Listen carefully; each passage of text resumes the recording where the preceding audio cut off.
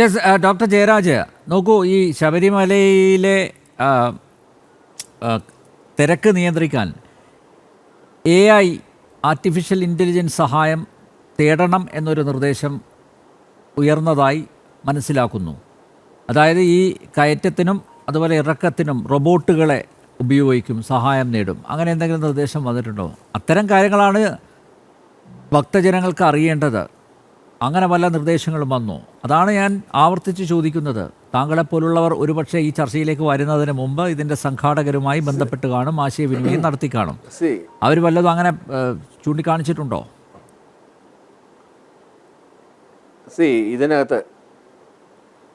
ഇതിനകത്ത് നമ്മളിപ്പം എഫിഷ്യൻ്റായിട്ട് ചെയ്തൊരു കാര്യമാണ് ക്യാമറകൾ എന്തിനാണ് അതിൻ്റെ അവസ്ഥ അറിയാലോ. ക്യാമറകളുടെ ഒരു എഫിഷ്യൻസി എങ്ങനെയാണെന്ന് വെച്ച് കഴിഞ്ഞാൽ നമ്മൾ വിചാരിച്ചത് പെറ്റി അടിക്കാൻ വേണ്ടി മാത്രം ഉണ്ടാക്കിയത്. അതിൻ്റെ അവസ്ഥയൊക്കെ കൃത്യമായിട്ട് അറിയാം. അതുകൊണ്ടാണ് കേരളത്തിൽ ഇത്രയധികം ആക്സിഡൻറ്റ് കുറഞ്ഞത്. അതിൻ്റെ റേറ്റും കാര്യങ്ങളൊക്കെ വരുന്നുണ്ട്. ഇൻസ്റ്റാൾ ചെയ്യുന്നതിന് മുമ്പ് എത്ര ശതമാനം ആക്സിഡൻറ്റ് ഉണ്ടായിരുന്നു, ഇൻസ്റ്റാൾ ചെയ്തതിന് ശേഷം ആക്സിഡൻറ്റ് എത്ര ശതമാനം കുറഞ്ഞു എന്നുള്ള സ്റ്റാറ്റിസ്റ്റിക്സ് ഒക്കെ വരുന്നുണ്ട്. അതങ്ങനെ പുച്ഛിച്ച് തള്ളുകയൊന്നും വേണ്ട, അത് വളരെ സീരിയസ് ആയിട്ടാണ് ചെയ്തത്. അതുപോലെ തന്നെ സാങ്കേതികവിദ്യയല്ല, എല്ലാ സാങ്കേതികവിദ്യകളും ഉപയോഗിക്കാൻ പറ്റുന്ന, കേരള ഗവൺമെൻറ്റിന് ഉപയോഗിക്കാൻ പറ്റുന്ന എല്ലാ സാങ്കേതികവിദ്യയും ഡ്രോൺ സർവൈലൻസ് ഉൾപ്പെടെ ഇത്തരം കാര്യങ്ങളിൽ നടപ്പിലാക്കും. കാരണം നമ്മളുടെ വളരെ എക്കോളജിക്കലി സെൻസിറ്റീവ് ആയിട്ടുള്ളൊരു സ്ഥലമാണ് ശബരിമലയിൽ. അല്ലേട്ട് പോയിട്ടുണ്ടെങ്കിൽ അറിയാം, ഞാൻ 3 തവണ ശബരിമല ചവിട്ടിയ ഒരാളാണ്. അത് വ്രതമെടുത്ത് തന്നെ കയറിയ ആളാണ്, അല്ലാതെ വെറുതെ പോയി കയറിയ. അങ്ങനെ അതുകൊണ്ട് എനിക്ക് കൃത്യമായിട്ട് അവിടുത്തെ കാര്യങ്ങൾ അറിയാം. ഞാൻ കൊല്ലം ജില്ലയിൽ നിന്ന് വരുന്നതാണ്. ഈ പറയുന്നത് പോലെ അങ്ങനെയൊന്നും ഞാൻ ഈ അടുത്ത സമയത്ത് കുറച്ച് നാളായി ഞാൻ പോയിട്ടുണ്ടെങ്കിലും ഞാൻ 3 പ്രാവശ്യം ഞാൻ പോയിട്ടുണ്ട്. അവിടുത്തെ വിഷയങ്ങളും അവിടുത്തെ പ്രശ്നങ്ങളും എന്താണെന്ന് ഏകദേശം ഒരു ധാരണ, മുഴുവൻ അറിയില്ലെങ്കിൽ. താങ്കളെ വിളിച്ചില്ലേ ആരും?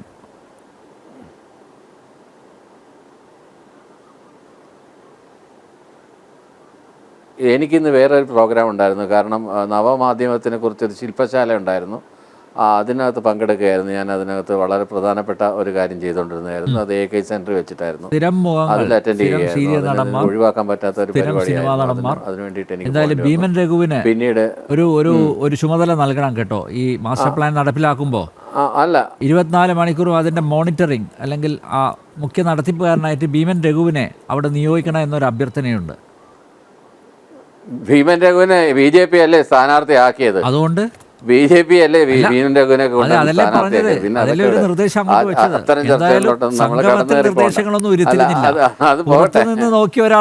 കണ്ടെത്തിക്കൊണ്ടെന്ന് ജോലി കൊടുക്കണം കേട്ടോ. പാവം, എന്തായാലും സംഗമത്തിൽ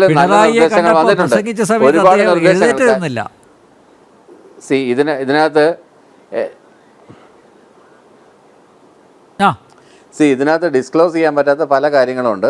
ആ ഡിസ്ക്ലോസ് ചെയ്യാൻ പറ്റാത്ത, ഇപ്പോൾ വിജയ് മല്യ നേരത്തെ പറഞ്ഞില്ലേ, അവരുടെ ഇൻട്രസ്റ്റ് എന്താണ് ഒരു പരസ്യം കൊടുക്കുന്നതിനകത്ത് അല്ലെങ്കിൽ സ്പോൺസർഷിപ്പ് ചെയ്യുന്നതിനകത്ത്? വിജയ് മല്യയുടെ എന്തായിരുന്നു ഇൻട്രസ്റ്റ്?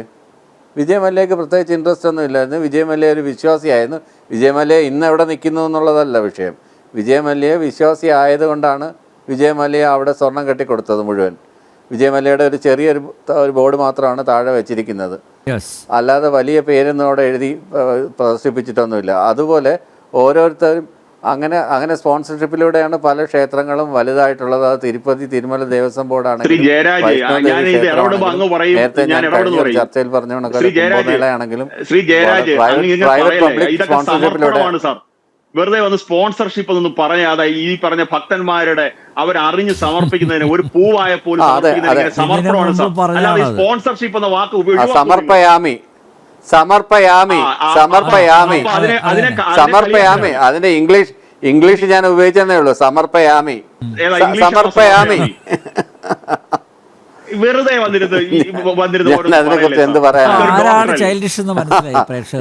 ഇംഗ്ലീഷിൽ സ്പോൺസർഷിപ്പ് എന്ന് പറയും, അല്ല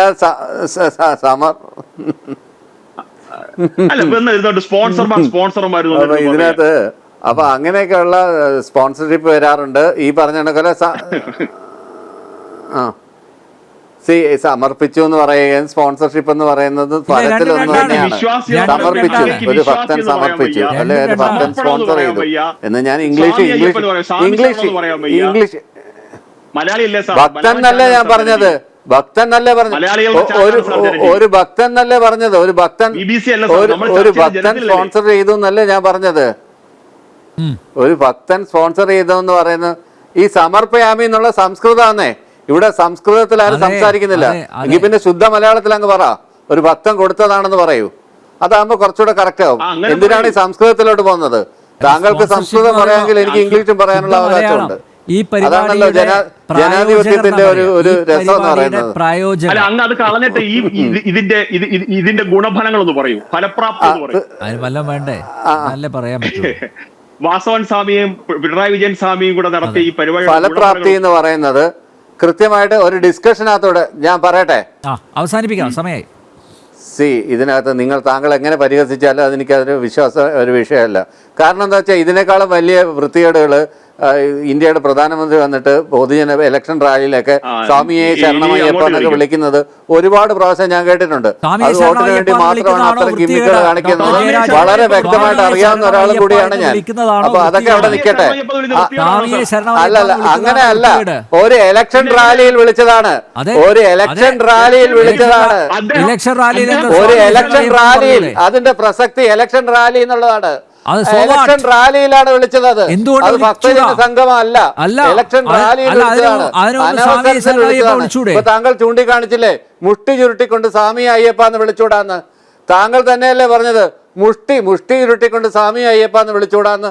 താങ്കൾ പറഞ്ഞതിന് മറുപടിയാണ് ഞാൻ അങ്ങോട്ട് പറഞ്ഞത്. മുഷ്ടി ചുരുട്ടിക്കൊണ്ട് സ്വാമി അയ്യപ്പ എന്ന് പറഞ്ഞതുപോലെയാണ് ഒരു ഇലക്ഷൻ റാലിയിൽ വന്നതെന്നുണ്ട്. മതചിഹ്നങ്ങൾ ഉപയോഗിക്കാൻ പാടില്ല, മതചിഹ്നങ്ങൾ ഉപയോഗിക്കാൻ പാടില്ല, മതപരമായ മതത്തിനെ രാഷ്ട്രീയത്തിൽ മിക്സ് ചെയ്യാൻ പാടില്ല എന്നൊക്കെ വളരെ വ്യക്തമായിട്ട് ഇന്ത്യൻ ഭരണഘടന വിഭാവനം ചെയ്ത് വെച്ചിട്ടുണ്ടെന്നേ. അല്ലെങ്കിൽ ഇന്ത്യൻ ഭരണഘടന മാറ്റി എഴുതൂ, എന്നിട്ട് ഇത്തരം കാര്യങ്ങൾ സംസാരിക്കൂ. എങ്ങനെയാണ് രാഷ്ട്രീയത്തിൽ ഇടപെടുന്നതെന്ന് നമുക്ക് കൃത്യമായിട്ട് അറിയാം.